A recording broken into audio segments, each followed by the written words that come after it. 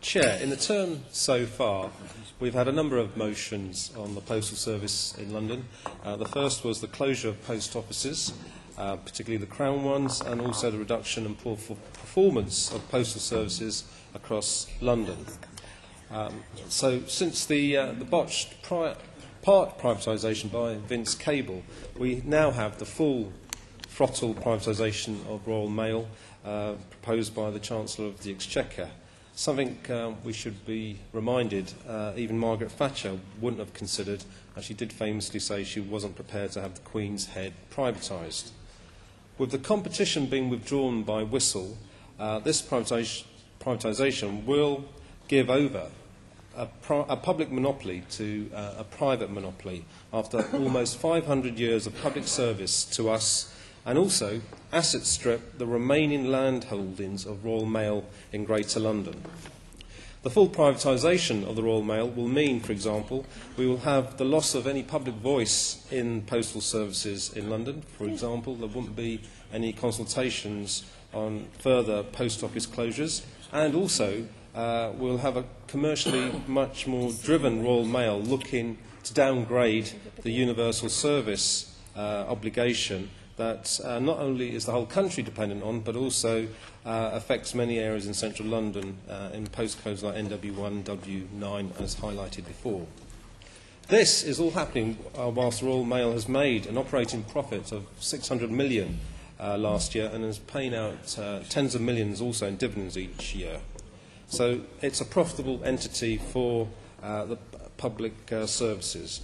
We already had institutional investors, friends in the city, so to speak, buying up shares in Royal Mail since the Osborne announcement. And ironically, some of that includes people like the Norris Bank, the State Bank of Norway, and its sovereign wealth fund of Norway investing in the Royal Mail when the UK government is busy selling it off.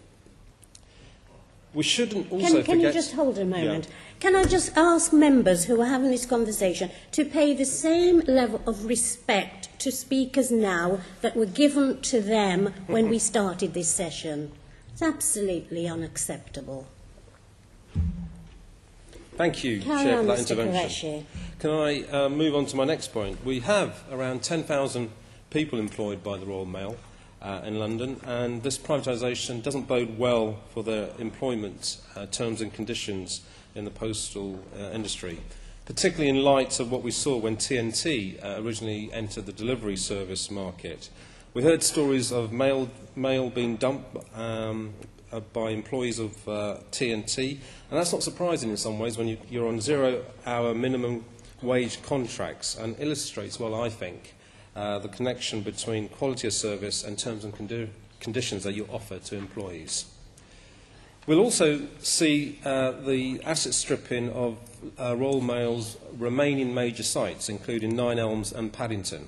Now, after what we've seen with the undersale of Rathbourne Place, just off Oxford Street, for a paltry 120 million, when it was actually being valued at £500 million more recently, and Mount Pleasant, where we're only getting 12% affordable housing after mayoral intervention, we should see a concerted effort that these land assets are used to deliver the housing across all tenures this capital needs, particularly in this present housing crisis.